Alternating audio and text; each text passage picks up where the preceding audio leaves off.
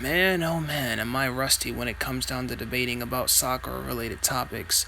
I honestly wanted to steer clear of these kind of conversations since talking about Sakura usually comes with heated conversations because both Sakura Antis and Sakura stands exist, but I really need the material and at this point I'll take what I can get. So with all that out of the way, Eternal Scarlet! Let's rock!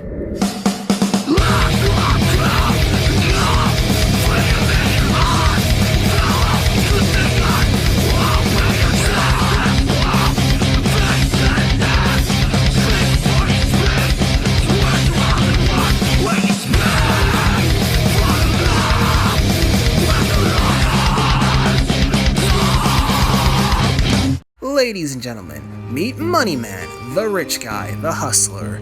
Now, the only reason I know of this person's existence is because he left a pretty interesting reply to my comment on Jo The Animator's video.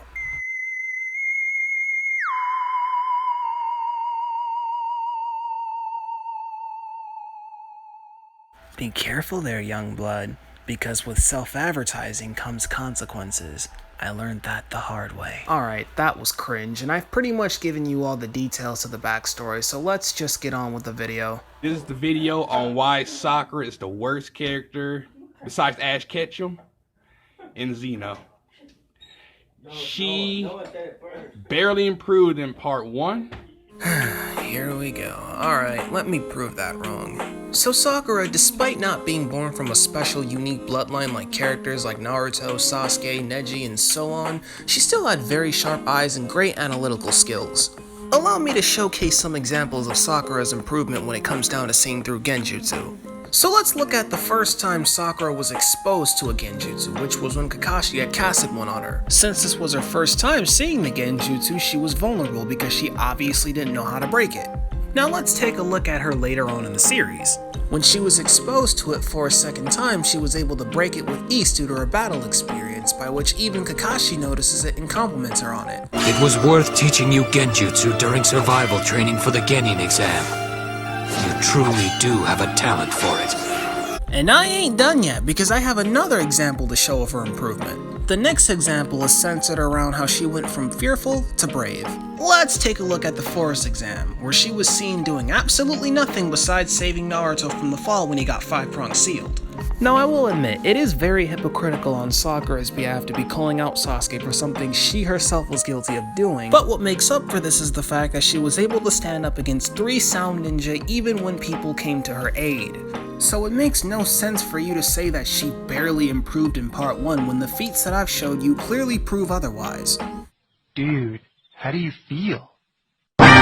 She barely did anything in the war. That's a lie. That's a lie. That's a fucking lie. She barely did anything in the war, yet she effortlessly murdered dozens of Ten Tails clones. She barely did anything in the war, yet she kept Naruto alive when the Nine Tails was extracted from him. She barely did anything in the war arc, yet she helped Obito pull Sasuke over to the real dimension. So you mean to tell me she barely did anything in the war arc, yet she saved both of her teammates, and might I add the fact that she paid contribution to defeating Kaguya. Y'all trying to jump? Cause I do not play that shit! Also, she don't got any unique techniques besides superhuman strength. No, come on now. Where's the genjutsu? Like, are you gonna use fire style? Like, come on now. Like, Tsunade got you strong and you wasted it by just chasing Sasuke. Her not having any unique abilities makes sense given the fact that she's a medical ninja who wasn't born from a special bloodline. Now allow me to address your Sasuke argument, since this is an argument common among most anime fans who do not comprehend the concept of Naruto.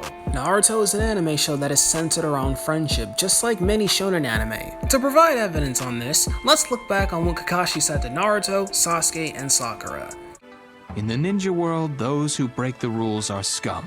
That's true. But those who abandon their friends are worse than scum. With that being said, I can't fault Sakura or Naruto for wanting to save a friend who was for many years binded by his trauma, his rage, his hatred, and his loneliness. And also, you trying to lie to Naruto? Like, what the fuck?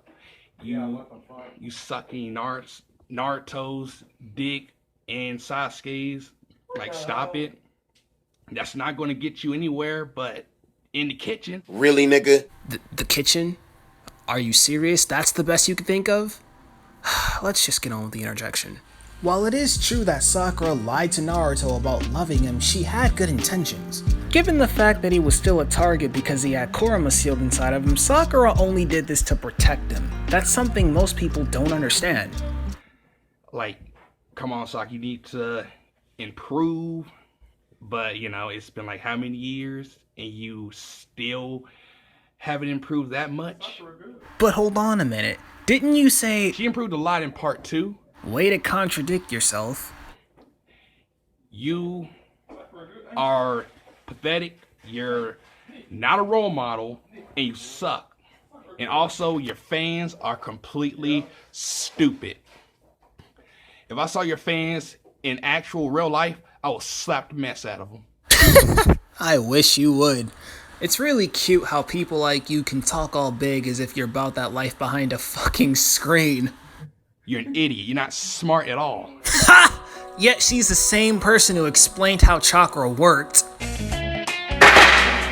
Chakra is the elemental life energy a ninja uses in jutsu. It's the source of all his power. Now, this energy has two forms: physical energy, which exists in all the cells in the entire body, all working together, and spiritual energy, the primal source of power, which is intensified through training and experience. Oh, and might I add that she's the one who developed a cure for Sasori's poison and saved Kangaro's life? Yeah, you didn't think of that, did you? I'm gonna end here because the rest of his arguments are insults that honestly aren't worth covering. Now time for my final thoughts. In all brutal honesty, I lost brain cells watching this video. Most of your arguments are recycled arguments made by other Sakura Antis, by which you're clearly one of those fans that didn't watch enough of the source material to understand certain details of the show. Having an opinion about an anime character or an anime show is fine, but my advice is you should really use examples from the source material or the manga to strengthen your opinion so that people can understand where you're coming from. This has been Shenra Yagarashi, and I will see you guys next time. Peace.